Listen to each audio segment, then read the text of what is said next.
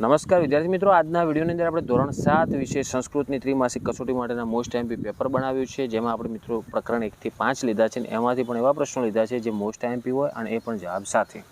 તો મિત્રો, આ અગત્યની કસોટી છે, તમારા માટે ખૂબ જ કામ લાગશે, તો ખાસ વિડીયોને અંત સુધી જુઓ, બીજા મિત્રોને શેર કરો અને આવા ઉપયોગી વિડીયો માટે આપણી ચેનલને સબસ્ક્રાઈબ કરી દેજો. મિત્રો જુઓ, પહેલાં તમારે વિકલ્પો આપેલા છે, એમાંથી તમારે વિકલ્પ સાચો પસંદ કરવાનો છે કે ખેડૂત માટે યોગ્ય સંસ્કૃત શબ્દ કયો થાય. તો એમાં જવાબ આવે સી, કૃષક. બીજું, આસંદ એટલે શું થાય? તો કે ખુરશી, એટલે ઓપ્શન એ આવે. ત્રીજું, ભ્રમણ ભાષાનો અર્થ શું થાય? તો એનો મતલબ થાય મોબાઈલ ફોન, એટલે ઓપ્શન બી. ચોથું, ચકલીને સંસ્કૃતમાં શું કહેવાય? તો એને ચટક કહેવાય, એટલે ઓપ્શન એ આવશે. પાંચમું, વ્યજનમ એટલે શું? તો કે પંખો, એટલે ઓપ્શન એ જવાબ થાય. પછી તમારે ગદ્યખંડ વાંચીને પ્રશ્નના જવાબ આપવાના આવે. જો મિત્રો, તમને આ રીતનો કોઈ બી પણ અંદર એક ફકરો આપેલો હશે જ અને એની અંદરથી તમને સંસ્કૃતમાં પ્રશ્નો પૂછશે અને ફકરાની અંદરથી જ એના જવાબ શોધીને લખવાના. તો કઈ રીતના જવાબ લખવાય સમજી લો કે પક્ષી કુત્ર ગચ્છતિ. તો આપણે સમજવાનું શું પૂછે છે? કુત્ર ગચ્છતિ એટલે કે ક્યાં જાય છે?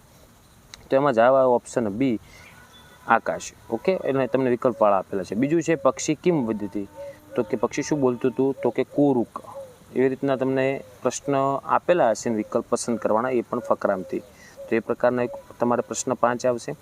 પછી આપણે પ્રશ્નોના યોગ્ય વિકલ્પ પસંદ કરવાના છે, જેમ કે દશન સ્વભાવ એટલે શું થાય? તો એનો જવાબ થાય એ, કે કરડવાનો સ્વભાવ. બીજું, વાદળ વરસે છે, આ વાક્યનું સંસ્કૃત શું થાય? તો મેઘો વર્ષતી, એટલે ઓપ્શન એ. ત્રીજું, નીચેનામાંથી કયું પક્ષી નથી? તો એમાં આવશે સી, શ્વાન. શ્વાન શું થાય? કૂતરો છે એટલે. ચોથું, કૃત્રિમ દંતાવલી શબ્દનો અર્થ શું થાય? તો એનો જવાબ થાય ઓપ્શન બી, બનાવટી દાંત અથવા ચોકઠું. પાંચમું, ખેડૂત બીજ ક્યાં વાવે છે? તો આપણે એનું સંસ્કૃતમાં જવાબ લખવાનું ક્ષેત્રમ, કે ખેતરમાં, ઓપ્શન એ થાય. પછી જોડકા જોડવાનું છે કે સ્યુતઃ.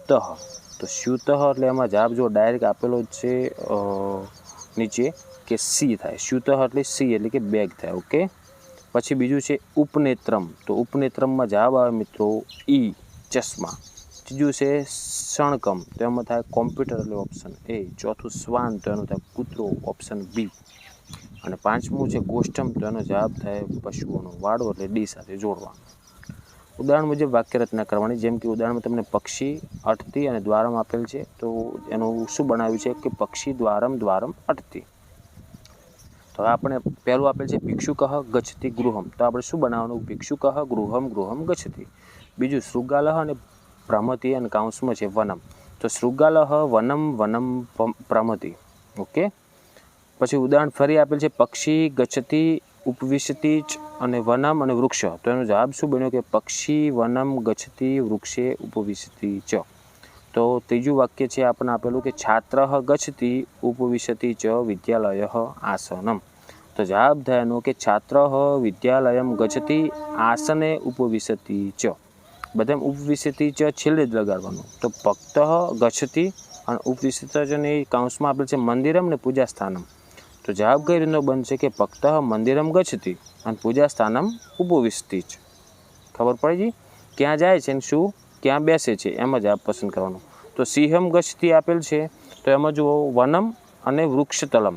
તો સિંહમ ક્યાં ગચ્છતિ? તો પહેલાં લખવાનું સિંહમ વનમ ગચ્છતિ અને વૃક્ષતલે ઉપવિશતિ છે. પછી નીચે આપેલા વાક્યોનું સુંદર અને સ્પષ્ટ અક્ષરે અનુલેખન કરવાના 5 ગુણમાં તમારે 5 વાક્યો આપેલા હશે. કોઈ પણ હશે એના એ જ લખવાના રહેશે. ઓકે, એ તો તમને આવડે જોઈને લખવાના છે. છઠ્ઠું, આપણે પ્રશ્નના 1-2 વાક્યમાં જવાબ લખવાના છે. જેમ કે પહેલું, મેઘો વર્ષતિ તદા કિમ પ્રવહતિ. એટલે કે વરસાદ અથવા વાદળ વરસે ત્યારે શું વહે?